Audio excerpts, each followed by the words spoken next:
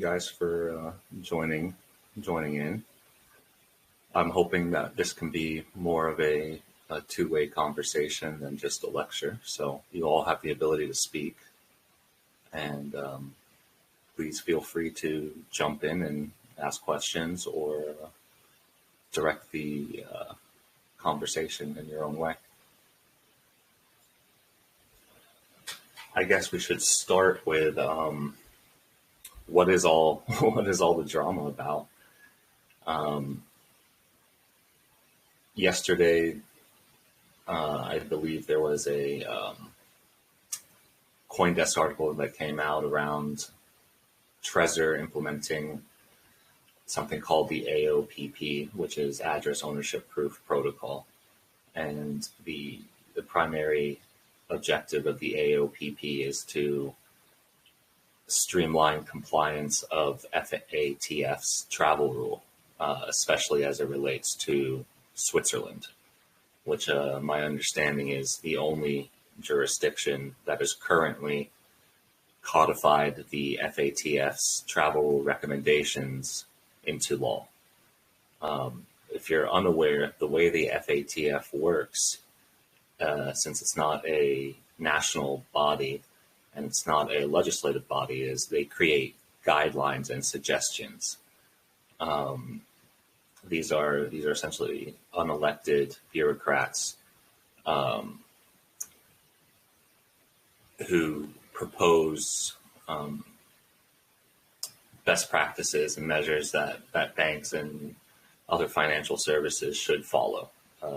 The purported objective is to prevent money laundering.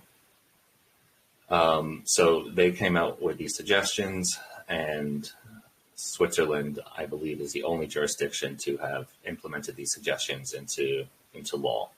My understanding is the Netherlands also tried to implement into law, but was challenged in court, and it was challenged in court by the oldest Bitcoin exchange in the Netherlands, and they won that challenge, and so it's no longer a requirement of the Netherlands currently. So the AOPP is primarily focused on Swiss virtual asset service providers, and Trezor, along with other non-custodial wallets at whatever point in time, have signed up and implemented this technology or this protocol. So the article focused on Trezor, but as people looked further into it, they realized that it wasn't just Trezor, it was other wallets as well. So they have wallets down here. So Bitbox, Trezor, Blue Wallet, Sparrow, Edge. I don't know what this is, Mount Pelerin, Relay, and this. Once people realized that this was more widespread than just Trezor, and it was kind of spread throughout the entire wallet space,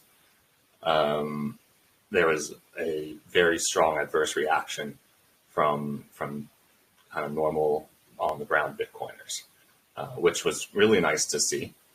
Kind of surprised at the reaction, but the strong negative response from users was, well, what should have happened in my view, and it did happen, so that's good.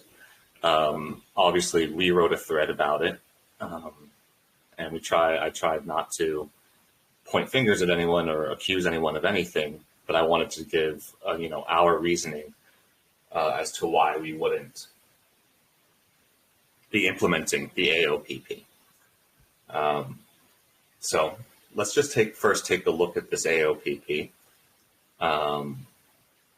and we can take a gander on what kind of stuff is collected and how it looks. So if you can actually log into a demo account from 21 Analytics, which is the for-profit company behind the AOPP. So you can go to testing.21analytics.ch, and the username is admin and the password is admin. And you can get a look at the type of platform that 21 Analytics makes available to its customers. And its customers are regulated exchanges, primarily in Switzerland, but their goal is to be everywhere. So you can look at transactions. I guess they support Tether and Ethereum and Litecoin, all the stuff. There's beneficiaries associated, originator of the transaction, the amount of the transaction, and how do the beneficiary and originator get populated? Well, the exchange obviously is performing KYC. They have to do that. Again, KYC is one of those FATF recommended things that came out after September 11, and all countries around the world have implemented a KYC procedure of one sort or another. So they have the information about who you are, and that they want is where it's going, right? So if you go under private wallets, you can see these proofs. So this person, quote unquote, these are all demos, by the way, so this isn't real data. This person, David Lopez, is now attributed to this address here, and there's a signed cryptographic proof to confirm that. In this example, David Lopez has had to put in his name and address. The unique identifier is provided by 21 Analytics in the message that they must sign. So what exactly is it that Trezor's done? If we go to Trezor's thread here, and I'm not picking on Trezor. Trezor's the only main wallet that has decided to continue support of this proposal, whereas Blue Wallet and Sparrow Wallet listened to the community and said, okay, you guys don't want this, then it's not going to go in, we're taking it out. So both Blue Wallet and Sparrow Wallet should be applauded for listening to the community and their users. Trezor Wallet is holding firm, and they believe that this is best thing. So let's just look through their reasoning and why they believe this to be a net positive. So their primary argument is that not supporting the AOPP will lead to helping the government to fence people on exchanges.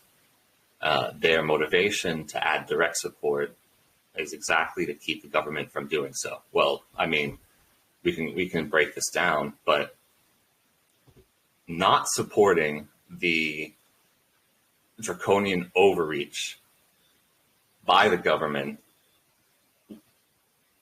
will help the government to fence people on exchanges. Well, the government is fencing people on exchanges anyway, right? They're doing that with or without Trezor. Trezor is implementing the technology that the government wants them to implement to create what I'm calling how should I put it? A compliant self-custody protocol. So right now, prior to this AOPP, if you are a customer of a Swiss exchange, you have to go through a kind of annoying process whereby you use your wallet, whether it's Trezor, Samurai, Blue Wallet, Sparrow, whatever, to sign a message using the receive address that you want to receive to. We've seen users do this in Samurai, and I'm sure I'm sure Craig has seen it in Sparrow, and Blue Wallet has seen it as well. AOPP streamlines this procedure. Instead of the user manually having to go in there and sign a message, the message gets signed automatically. So it's a relatively harmless appearing proposal. It's just using the ability for Bitcoin private keys to sign a message proving ownership of a public key. The main issue, as I see it, is, and I wrote this in my thread, which I'll bring over on the screen.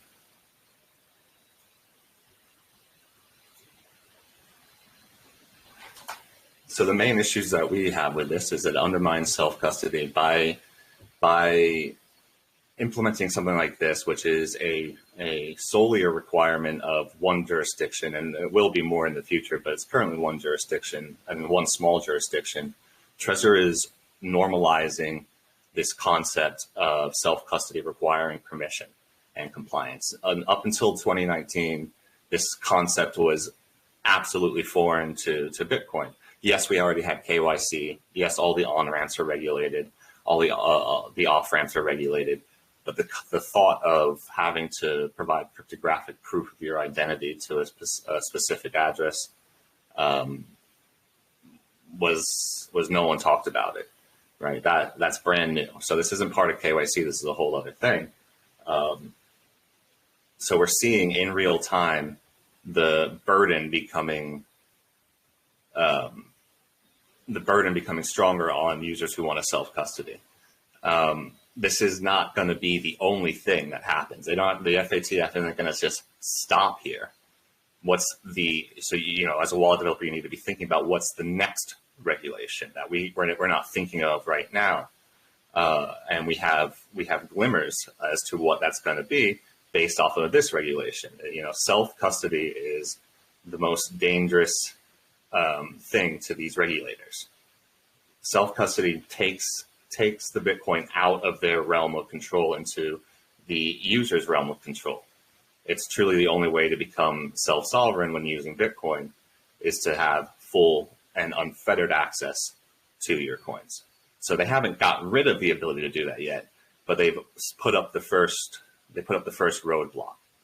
Now AOPP is like, well, let's take that roadblock and make it less of a roadblock for users and make it easier for users. Let's put this regulation and this cumbersome activity that the user must do under the hood so they don't see it, so it's frictionless. And that's the first step. Get it out of the way so people don't complain about it, whereas people should be complaining about it. We believe that it reveals a weak immune system in the space broadly. The fact that many developers, without question, implemented something like this, I think is not a strong positive.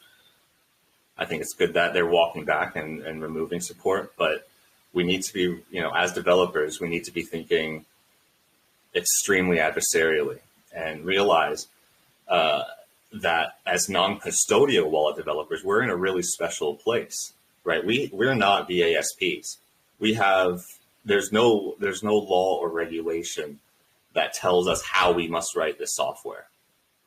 We can write the software however we want, provided it remains non-custodial.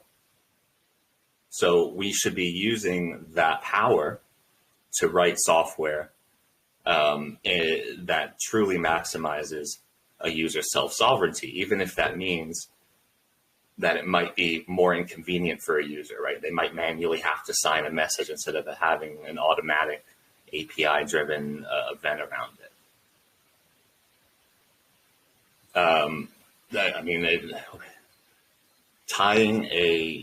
So KYC in itself is already a major problem that we argue on in Bitcoin, right? You're taking the real world identity, regulated government issued identity, and tying it to your Bitcoin economic activity.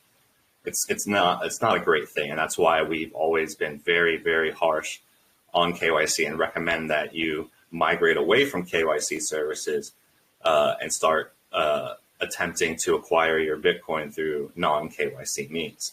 This is taking that KYC a step further, where you're now being required to provide a cryptographic proof that you are indeed the person where this Bitcoin is being sent to, right? You're proving, again here, confirming cryptographically, so this cannot be forged, that David Lopez, or whoever this person says are David Lopez, at this address is the owner of this address here.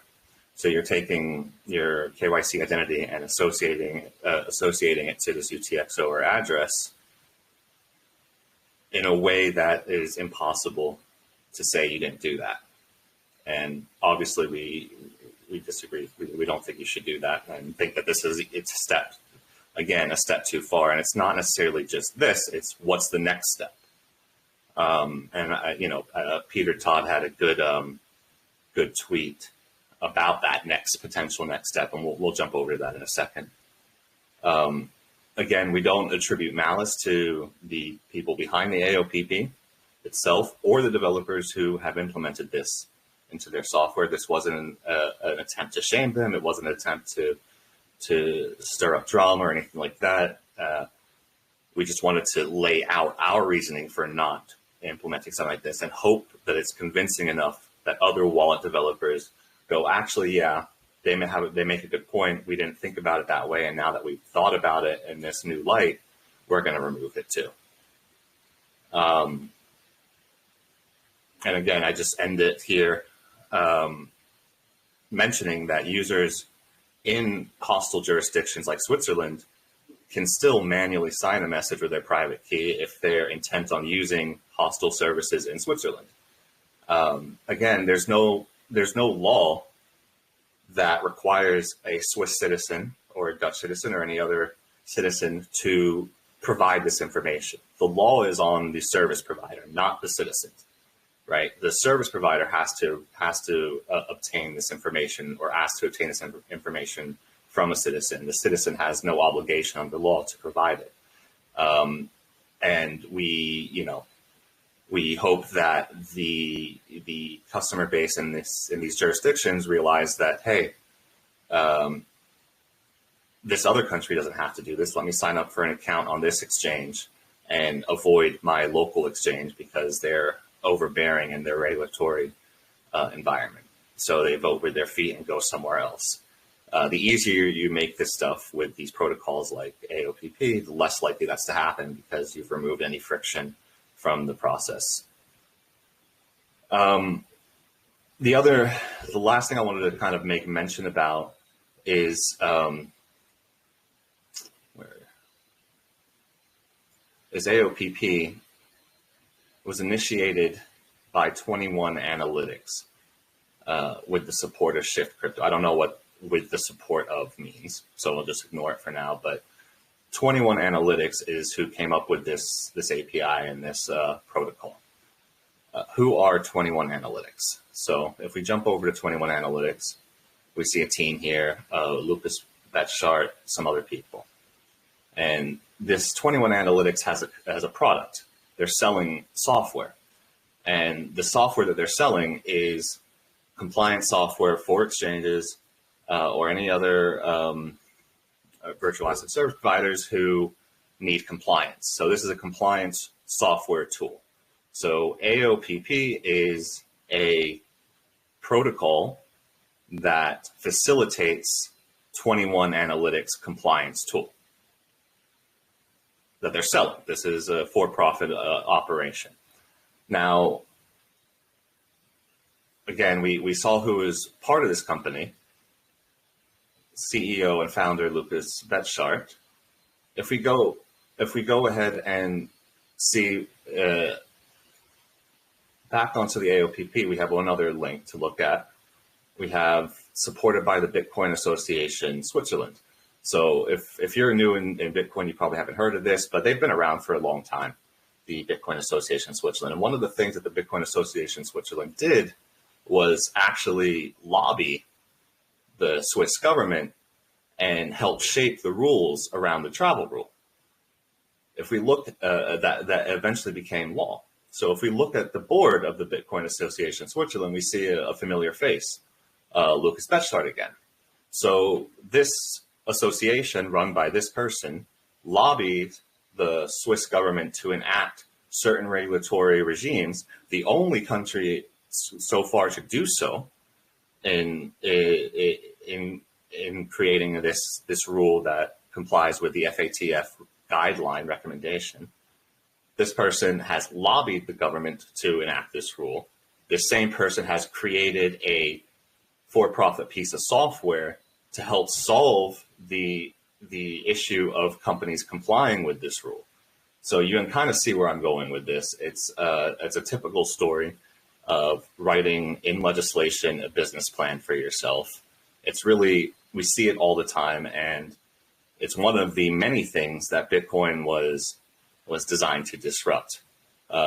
We saw this really clearly in New York in 2013 or 14 when they created the bit license. So they create this huge amount of regulatory burden in the bit license, and the primary person who created that legislation and those regulations, once passed, left the regulator to form a consultancy designed to help you comply with those regulations and get one of the bit licenses. So again, it's a very common story with these types of things, but I figured it was good to put that association together. Bitcoin Association Switzerland, run by Lucas, lobbies the government for this compliance procedure that is required now by law. They create a software in 21 Analytics to help companies who are now required by law to do this, in fact, do this. Very interesting indeed.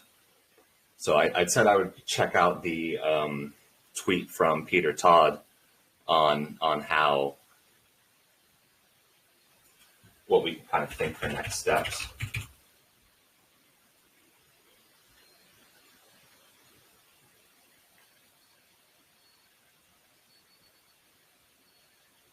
I don't know how much he's tweeted in the last 24 hours, so this might take me a second. Does anyone have any questions or anything?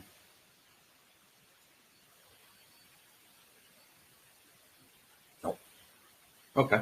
So this is a thought experiment from Peter Todd. The next step is to require that exchanges only allow fund withdrawal when all subsequent movements are also KYC'd. And he makes a note how this kills Lightning. And of course, he says, do not comply. Nothing good will come from compliance, etc. So it's important here, this part here. If the next step towards restricting self-custody is that the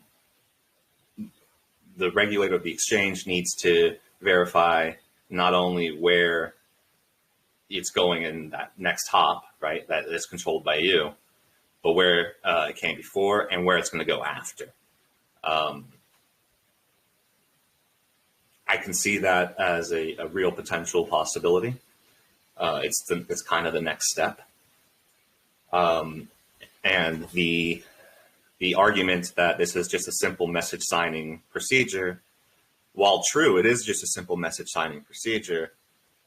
What message are you signing, and what's the intent of signing that message, right? And this is what comes down to with our position is we won't allow our software to become a pipeline for mass surveillance, as I put in my tweet thread. The act of signing a message isn't the problem. What is it you're signing, and who are you signing it to, and why are you signing it is really what it comes down to. So I think that's all really that I have to say. I would love to take questions or love to take comments from any of you guys, and I'll open it up. Can I hop in? Please do. Thanks for holding this discussion. I think this is very important to bring into greater view among Bitcoiners. And as Peter Todd has pointed out in his tweet, this was exactly the same thing that came to my mind too, because as Peter said, and as you just said, why not also KYC all the subsequent addresses and hops, right? So this I think simply opens the door to KYCing every addresses, every transactions, and if you don't KYC your transaction, the last hop that belongs to you, and the government will have your name and your address, it's going to simply tax you money saying you didn't comply, so you got to pay some penalty. The last address belonged to you, but the next address is not KYC, so we will hold you accountable. I think this is a really dangerous path to follow. Once this KYCing every addresses and every transaction starts, it just doesn't stop. Everything will be taxed, and everything will be regulated. Everything will be surveilled. I think this should stop at the beginning, and a no wallet should make this easier for exchanges to demand from the users. Yeah, thank you, Turk. I mean, obviously we agree. It's a very, very slippery slope. I actually said something along the lines to, let me find it here, to Elena, who is one of the founders of Trezor. Trezor has been adamant in defending this, and hold on, let me just try to find this for you guys. It was in a response to one of her questions here. Well, maybe I can't find it. This thread has got out of control. Essentially, what I was saying to her is that up until very recently, like I said earlier, up until very recently, this concept of having to provide proof of ownership of an address was non-existent. So the argument that KYC is a slippery slope, which we've been making for a long time, is okay. First, it's just your name, or it's just your email. Then it's your email, and you need your social security number and your ID. And then it's we need a selfie as well. And then we need a video selfie, looking left, look right, look up, look down. I mean, this is not me exaggerating. This is true. There's the KYC procedure for many of these exchanges currently around the world are more rigorous and more onerous than actually opening a bank account. They go hard on the KYC. And now we're seeing the advent of providing cryptographic proof of your withdrawal addresses. This is brand new. This is no longer a slippery slope. This is a landslide. So I think that you're absolutely right, Turk, that what the next thing is, it's not a matter of if, it's a matter of when. And the second point in my thread here about the immune system, my fear is that because this was so readily adopted and so quick to be implemented in non-custodial Bitcoin software, there's not a huge deterrence to these regulators and the rule makers who are watching. They say, well, look, compliance was high. Let's do the next thing, and the next thing might just be right under the hood. It might just be part of that message signing. But what is it now that you're signing, right? Are you signing, not an address, maybe an XPub? Are you signing, next 25 addresses in your wallet? Are you signing, your IP address? There's all sorts of things that you can sign and send over automatically without there being that much friction involved. So it is a slippery slope argument to be made for this type of thing, and we're seeing it in real time, and it's happening really fast. Yeah, I agree with the slippery slope. I mean, since we are individually signing individual addresses, why not just give the watch wallet, or why not just give the watch only wallet of our seed to the exchange directly, so that they know each and every addresses that our seeds are capable of generating, and automatically knowing that if an address has been generated from our seeds or not. I mean, I agree. I mean, if we start with individually assigning our names and addresses to individual addresses, then the next step is probably going to be, why not assign our names and addresses to each and every possible addresses that our seeds capable of generating, and essentially turning this Bitcoin network into a surveillance network. Yeah. Well, this is the problem with KYC in general, is turning Bitcoin into a surveillance network. I mean, most people are entering the space at this point through regulated exchanges or regulated entities. So the on-ramps are for the most part, you have BISC, and you have some other ways, home mining, earning Bitcoin directly. You have ways of getting non-KYC Bitcoin, but by and large, the majority of people are entering the space with KYC Bitcoin. So the transaction graph already is highly correlated to real identities in terms of UTXOs. Now, of course, there's technologies that can help mitigate this in the form of coin joins. So Whirlpool and Samurai Wallet and Sparrow, that will help you break your tracks, right? It won't get rid of the KYC record, but it will help in any further UTXOs from the point of mixing won't be attributed to that KYC identity anymore. But the majority of users aren't using CoinJoin. It's only a small amount of users in the grand scheme of things that are using CoinJoin. So there's already, I would say the UTXO set already is highly KYC'd. Many people aren't taking steps to protect themselves. Many people don't even really realize it, to be honest with you. So I mean, we're definitely getting to that point where, and we've been saying this for a long time, that the state, the government, at least the U.S. government and the European governments, they're not going to just try to ban Bitcoin or do say it's not allowed anymore and it's illegal to use and sell, etc. That makes no sense. They don't have to do that. When they've captured the on-ramps and the off-ramps, they have a strong grasp already. And this is, again, why it's so important for non-custodial software developers to be the counterweight to that.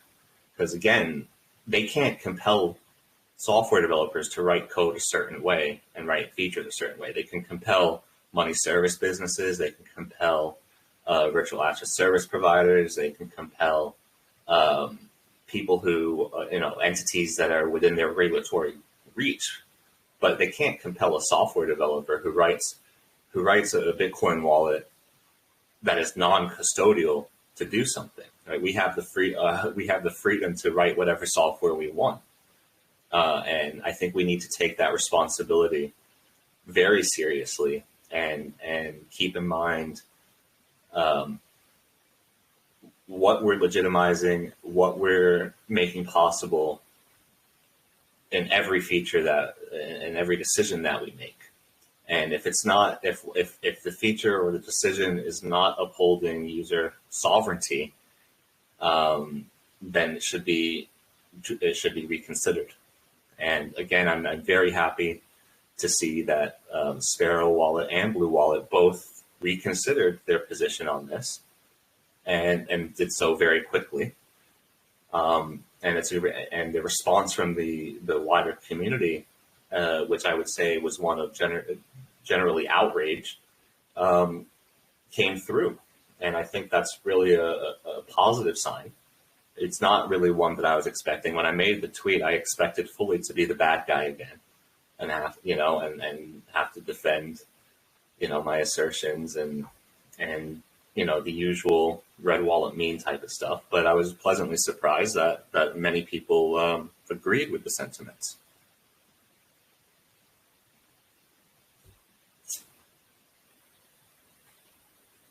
I was saying is, like, obviously we're kind of all associating this primarily from a user identity perspective, associating our IDs with UTXOs and the blockchain, which is quite worrying from a kind of sovereignty perspective.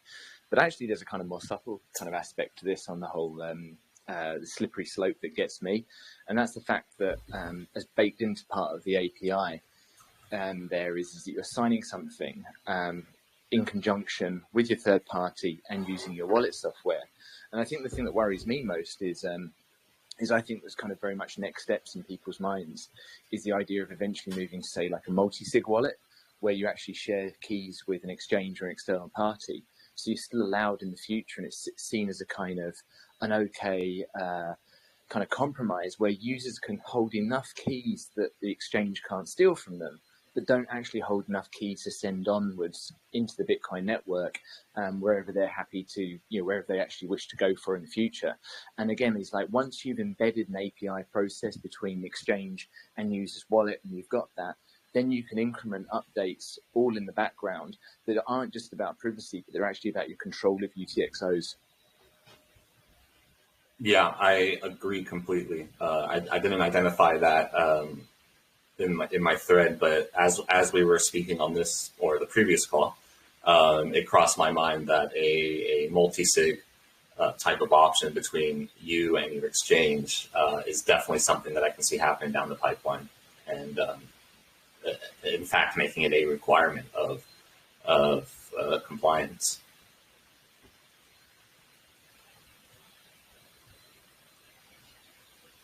Thanks, Max. Cheers. Hi, I am arrived late. I have some question. I can question for you. Sure, please go ahead. I have Samurai wallet, like hot wallet, but cold wallet I have Trezor. Then I have surprise with this change. Yeah, I wanna understand how it's the deal, because now I read it's in Switzerland and Netherlands. This change is only for the exchange stay in this country, or is for everybody, everyone, or Sure. or is obligatory for all the people? How is the Sure. function? So here's what I'll say just immediately. Sorry, my English. No problem at all. No problem at all. I understand the question. I understand just fine. So first of all, what I'll say is you don't need to freak out. You don't need to, shoot your Trezor and get rid of it or anything like that immediately like this. What Trezor has done has implemented this API from this Swiss company, 21 Analytics. So users of exchanges in Switzerland right now have to manually sign a message and provide that message to the exchange. What it means for Trezor users will be that they no longer have to manually do that step. The step happens automatically with an API in the wallet that it gets signed and sent automatically. So it's true, and I said this earlier in the call, but you came in late, that there's only one jurisdiction in the world that has taken the FATF guidance and put it into law, and that's Switzerland. Other countries will happen eventually, and there'll be differences in the law, but it will happen. But as of right now, it's only Switzerland. The main issue is, as Max pointed out, and as we pointed out in this call previously, that adding this communication into the wallet at such a fundamental layer between exchange and wallet is normalizing this concept that you need permission to self-custody. And that's what people are so upset about. So even people who aren't impacted by this law, which is majority of people, they understand that it's not, the writing on the wall isn't good. And they don't want to be in the situation that the Swiss are in. And that's where I think the anger is springing up at the fact that Trezor isn't fighting this. They're facilitating this. So you mentioned the Netherlands. The Netherlands was the second country that brought in a regulation. It wasn't law as far as I understand it. It was a regulation from the central bank stating that the Bitcoin exchanges had to implement this type of regulatory burden. And the oldest exchange in the Netherlands, Bm2m, did the opposite of what Trezor did. Trezor just accepted it and facilitated it, where Bm2m took it to court. and got that law or that regulation struck down because it wasn't legal in the current aspects of Dutch privacy laws. So Back to those payments across. someone isn't muted and they're going to give away information about themselves. Okay. I got it. I muted it. Okay, so that really is the main issue, Ernesto. So you don't have to worry. It's not like Trezor is sending out this information to people without your knowledge. If you're not using one of these exchanges that requires you to prove ownership of an address, then you don't really need to worry about it right now. I think that you should still consider not buying new Trezor products and instead supporting open source hardware wallets that have made a statement to the fact that they're not going to support this. They're not going to legitimize this type of activity.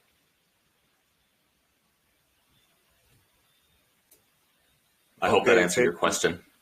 No, see, yes. And because the pressure of the user is possible they can change his mind, or it's not possible now. Well, it appears to me that it's possible they can change their mind, but it appears to me that they're not going to. They've provided some, what I believe are very weak excuses or justifications of this. And, I think when you see 131 quote tweets on the explanation, you know that a ratio has happened and their users aren't accepting their justifications. But I believe that these are the justifications and they're going to stick with it. I would hope that enough user pressure would convince them that users don't want this. But, they've made a decision and they're going to stick by it, it seems. But other companies or other wallets in the space who made the decision to implement this protocol have turned back their support. So Blue Wallet and Sparrow Wallet yesterday both withdrew their support, and in the next versions of both of those wallets, that implementation will be removed. So, consumer pressure does work. Trezor maybe isn't subject to as much consumer pressure, but if it's reflected in their bottom line, ultimately, if people stop buying Trezor products because of this, then maybe they will make a change. Okay, thank you. And the last question. I understand I use Samurai as a hot wallet, but if I compare cold wallet versus hot wallet,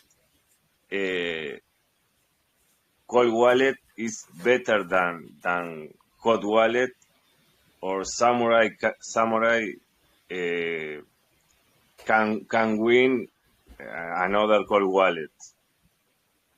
So some people prefer, like you, to keep a cold wallet or an offline wallet for the majority of their Bitcoin. That's totally understandable. Samurai isn't designed as a cold wallet. It's a software wallet. It's a hot wallet. However, you can, of course,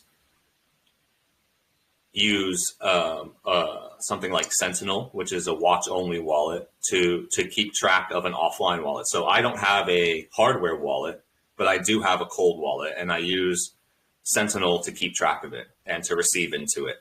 And since it's a cold wallet, you don't do many transactions from it. And I have a cold wallet and a hot wallet.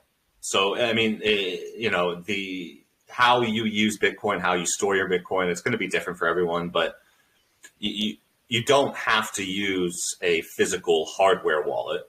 It's just many people find that to be a nice, you know, a nice experience, a tactile experience, something they can hold in their hand, a piece of hardware that they can hold. And I recommend, if you have one, like I said, you don't need to, you know, be reactive. You don't need to like shoot your Trezor wallet and burn it or whatever. You can still use it.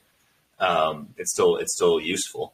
But when you go to maybe buy a new one, maybe choose something like Foundation, which has come out and said, look, we're not going to implement anything like this. This is outside of our realm of comfort, and it's just not going to happen.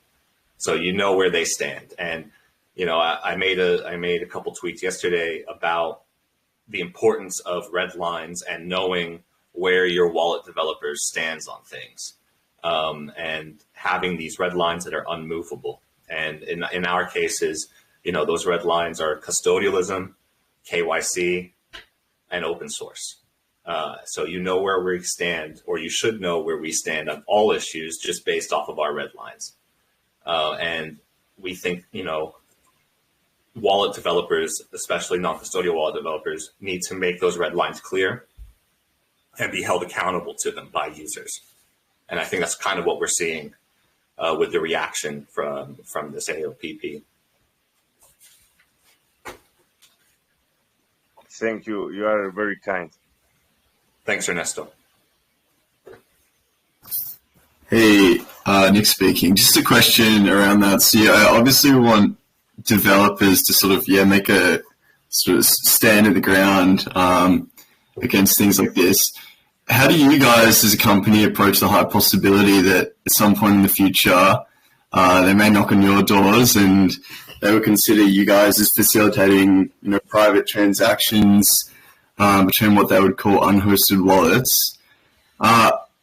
Understandably, it might not be something you'd want to go into, but have you guys spent much time or investment like figuring out how you'll sit by these regulations and like minimize liability, or like even jurisdictional arbitrage?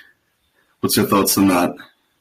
Yeah, it's a very good question. Well, so first of all, the most important aspect to consider is the fact that in order for you to be a money transmitter or a service provider or or any of those regulated activities, there's one thing that is common throughout all of those regulated activities, and that's custodialism. So if you take custody of a user's funds in any way for any amount of time, that's when you become subject to regulatory burden, at least as it is written currently and has been for the majority of time that these laws have existed. So that's the main and fundamental reason why it's essential that anything that we do or any non-custodial wallet developer does remains truly non-custodial. Because as soon as you take custody, as soon as you take anything, and you're a facilitator, as opposed to just writing software that a user is using. So a user, when they use Samurai Wallet, when they Whirlpool, when they do anything, they're the ones that are facilitating their own transaction. They're the ones that are signing those private keys. They're the ones that are initiating sends. And making sure that you stay on that line protects you from all the regulatory burden that exists today. Now, if things change and for whatever reason, software developers are classified as facilitators, well, one, in the US, there would be a major court battle about this, because up until, all case law points to software developers having a First Amendment right to their code of speech. So it'd be an interesting legal battle. And this, to answer the second part of your question, yes, we've thought about this rather considerably. Throughout 2020, we started moving our entire infrastructure to self-hosted equivalent. So example, we're not on GitHub anymore. We're now a self-hosted GitLab. All of these, the same with our support channels. All of this was because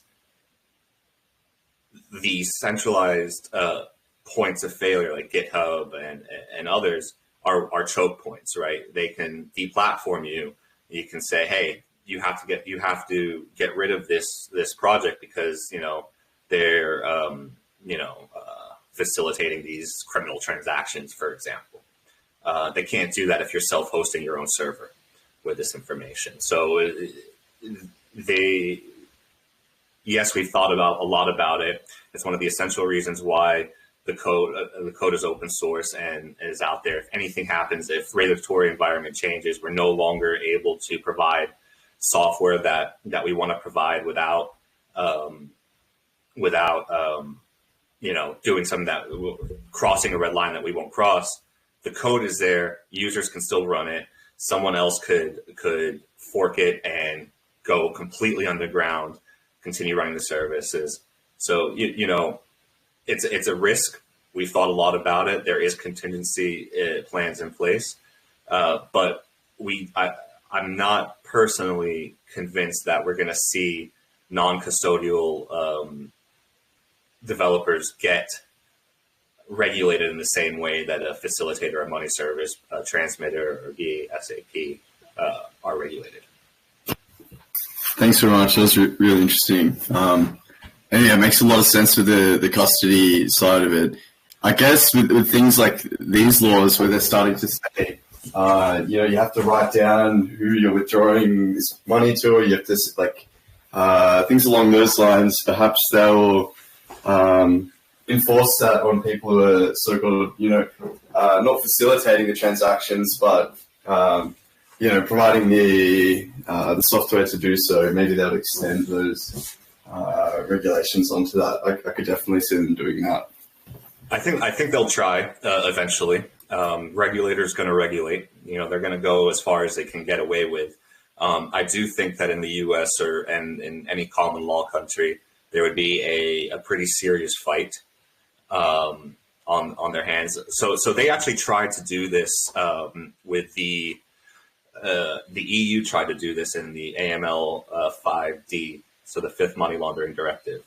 And the original text of the Fifth Money Laundering Directive did make non-custodial wallets liable, wallet developers liable, and needing to conform to these types of regulations that normally would only apply to money service transmitters.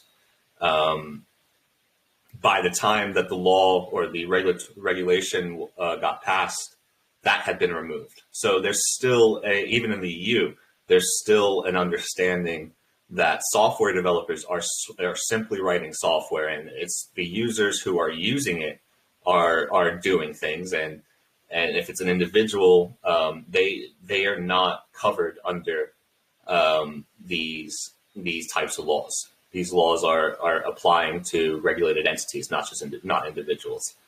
And I think that's going to continue for the most part within the next few years. I don't think they're going to go the extreme opposite direction and start targeting individuals, because the targeting of the on-ramps has been so effective as it is. They don't need to get draconian when what they're doing is working pretty well for them.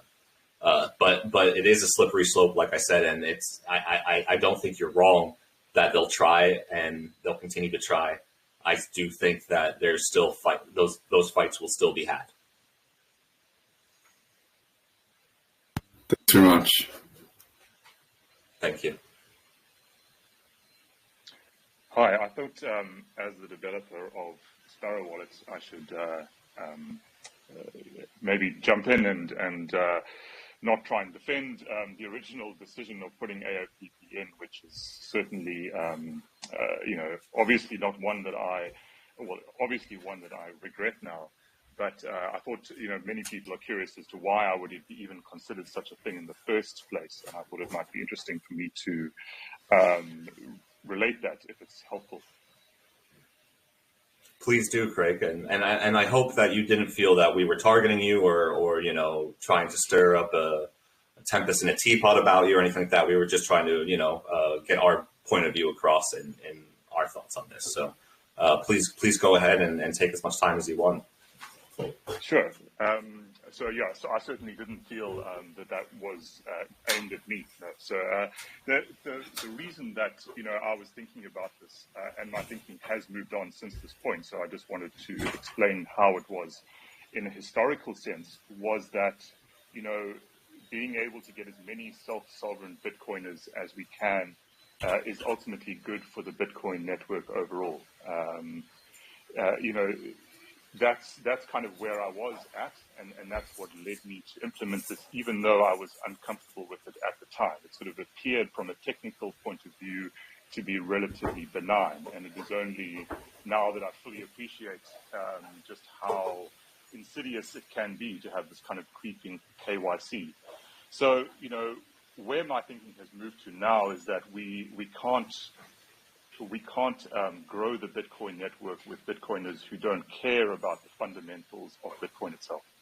That we can't just grow at all costs, that we need to have Bitcoiners that not only care about privacy, but care about how Bitcoin works.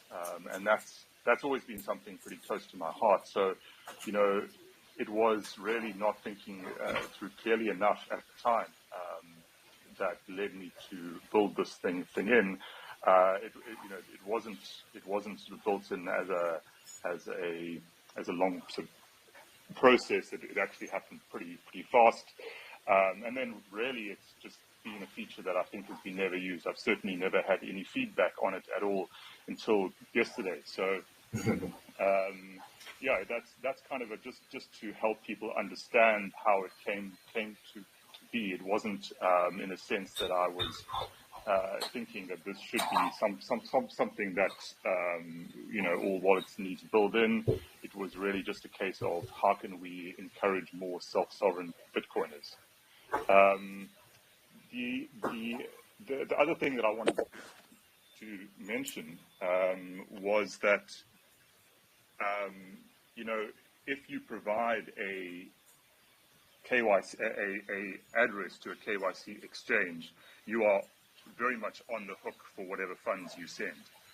So regardless of whether you use AOPP or not, I think that that's important for everyone to realize that, it is the use of the KYC exchange in the first place that is going to, put you on the hook for whatever it is.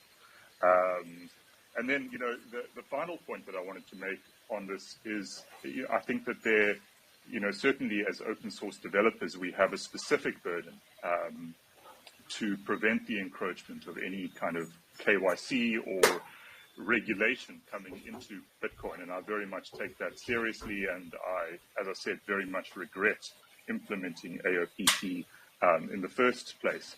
But I think it's important that we don't just look at the developers. I think it's important that we look at Bitcoiners in general and see those who are, taking part or otherwise being funded or in some way abetted by the KYC industry. And we don't just, focus on a certain segment of the Bitcoin community, but look at it all. So yeah, those are my thoughts. Happy to answer any questions on that. Thanks, Craig. And I agree with you. I think that especially on your second point, that it's not just the developers, it's the users, and the overwhelming acceptance of KYC procedures over the last 25 years. So it's not just a Bitcoin problem. It's a bigger problem than Bitcoin. KYC has grown and grown and grown from its inception about 25 years ago. And I think that's kind of the point I was making in the first reasoning of my thread, is that by wallet developers implementing something like this and putting it all under the hood and making it really easy and frictionless for the user, they're abstracting away what it is that's really going on.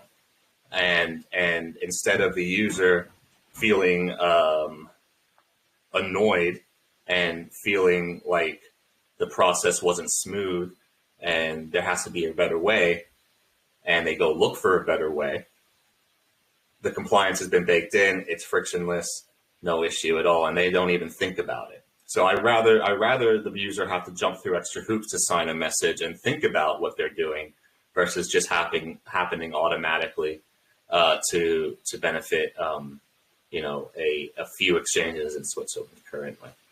And I think the ironic thing is, as a wallet developer, and I think you'd probably agree with me, Craig, is we would welcome a standardized BIP around signing and verifying messages, because there is no standard right now. Especially when you start getting into signing with #32 addresses or public keys. So a standard emerging around the signing and verifying of messages, I think, is a positive thing. It's just not in this capacity where it's being used as a way to make it easier for Swiss exchanges to comply. We rather see those Swiss exchanges fighting this, as opposed and saying, hey, look, this is ruining the experience for our users. We're going to fight this, just like the Dutch did with Bitonic. But instead, and I don't know if you guys were on the call earlier, but it goes back to the Bitcoin Association Switzerland, who lobbied heavily for this type of regulation in Switzerland, is run by the same person that runs 21 Analytics, which sells the solution for this compliance. So you're not going to have someone on your team in Switzerland as a user when the person who's supposed to be on your team is also selling the software to exchanges that make compliance easier for them. Yeah, and I'm just to add, this is certainly not the only time such a thing has crossed my desk. There have been plenty of other proposals made to create some sort of on-ramp and off-ramp rails. Yes. And for me, I can say now that I very much have a line in the sand. It's much clearer to me now where I stand. I certainly will never again be going near anything like that. It certainly actually made it much easier to turn around to all those people who are proposing such things and say, that's not the way that Sparrow is certainly ever going to go. So please take your request elsewhere. But I think it's important to note that open source developers face a lot of pressure, or at least a lot of financial encouragement to sort of participate in these rails. I certainly have never, AOPP was proposed to me in a GitHub issue, which you can go and look up on Sparrow's GitHub, and I built it in a day or two, and that was the sort of end of it. There was nothing further. But I've certainly had proposals from other organizations since, and I've always just felt that wasn't close to the Bitcoin ethos. It just didn't feel right to me, and now I'm much actually clearer on where I'm not going to go in the future. Yeah, that's fantastic. That's great, and I think that all wallet developers need to have that come to Jesus moment, really, and figure out where their line in the sand is and stick to it. And I've said it a couple times on this call, but we're very happy to see that Sparrow made a decision to say, hey, this isn't really in line. We're going to remove it. And same with Blue Wallet. They said this isn't really what users want, so they're going to remove it. And as wallet developers, we've been there as well. We get all sorts of requests all the time. Tie into this system, implement this system. We'll pay you. This will be an easy way for you to get funding. And we've had these red lines since we started Samurai. It's why we started Samurai. No KYC, no KYC adjacent. Like even if it's a referral link from our app to your thing, where a user has to provide any amount of KYC, we're not interested in it. We're not going to support it. Do your own thing, but we're not going to facilitate it.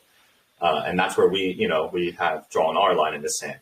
And, not every wallet needs to draw their line right there. Some will be fine with facilitating KYC onboarding in their app. Some will be fine with KYC in general. But knowing where that line is, I think, is essential for users so they can make an informed choice.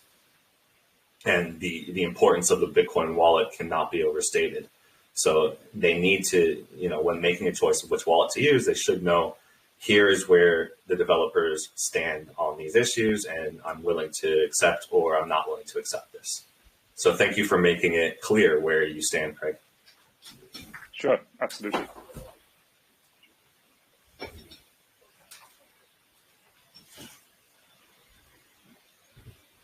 Any other questions from anyone else? Can I ask another question? Of course you can. Yeah, can you put the timeline into perspective a bit more? Because this seems to have sprung up in a day, but you also say there has been this Switzerland stuff that this guy has been coordinating, and then he created a 21 something company that sells software to compliant exchanges.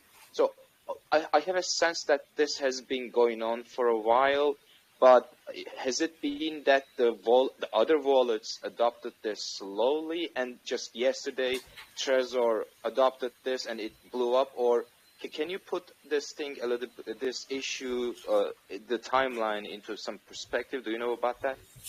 I know a little bit. I believe so. The Bitcoin Association Switzerland has been lobbying in Switzerland for a long time. This is an old organization. I think it goes back to 2014 or so. Lucas has been around the space for a long time.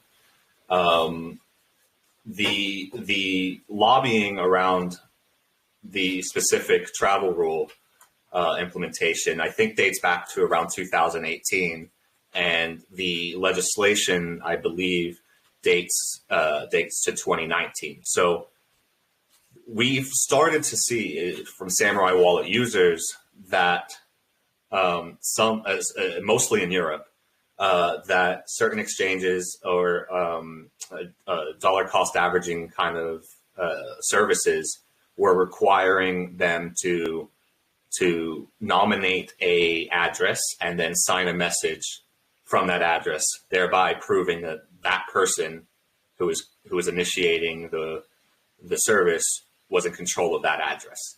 So that was around 2019.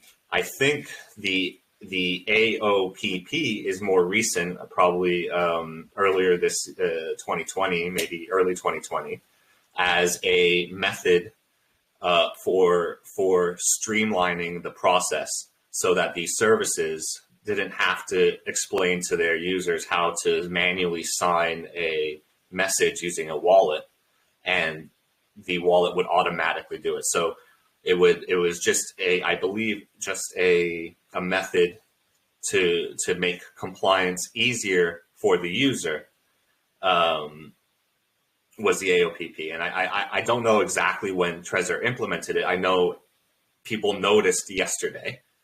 And that's where the big kind of the thread came from, was a CoinDesk article about this.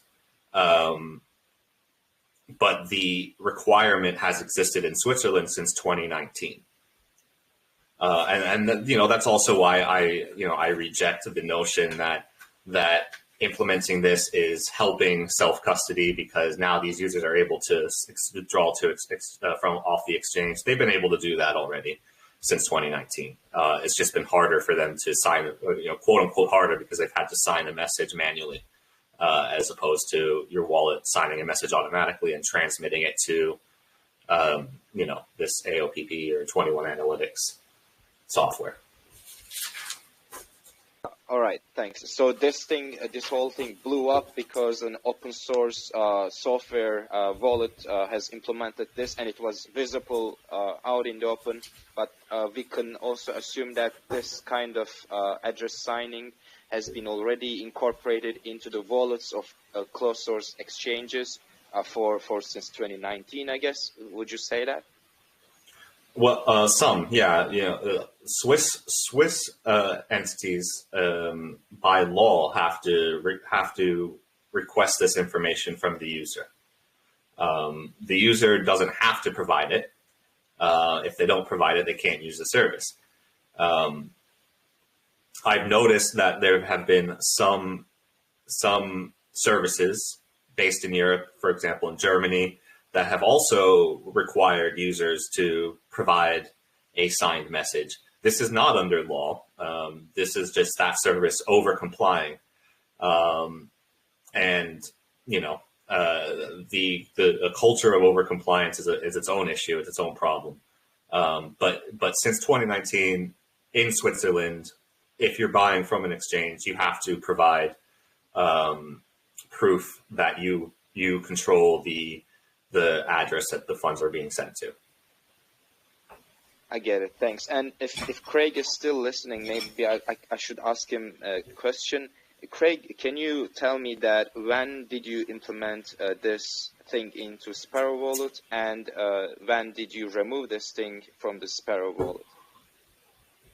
Yes, sure. It was implemented in May 2021, and it was removed last night, actually. Yeah, that's the timeline. Right, thanks. It's much more clearer now. Thank you. Sure.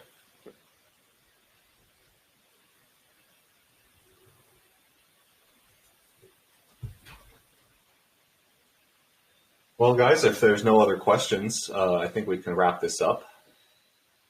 It's been a pleasure chatting with you all.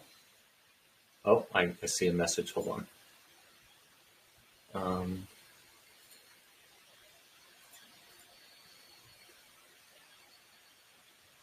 Competes Act. I don't. So the question from DC 786 is: does the proposed Competes Act impact wallet services that use centralized servers?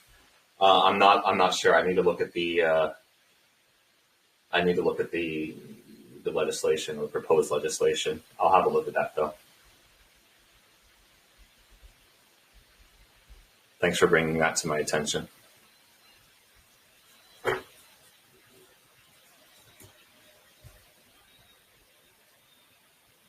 Just look through the chat here, make sure there's no questions that I missed. Looks like we're okay. I'll put this recording on YouTube if everyone is okay who's talked in this recording, if they're okay with me putting it on YouTube. If someone is not okay with me putting it on YouTube, just message me and tell me. Thank you for participating. I hope that it was useful for you guys, and we'll see you in the chats. Thank you.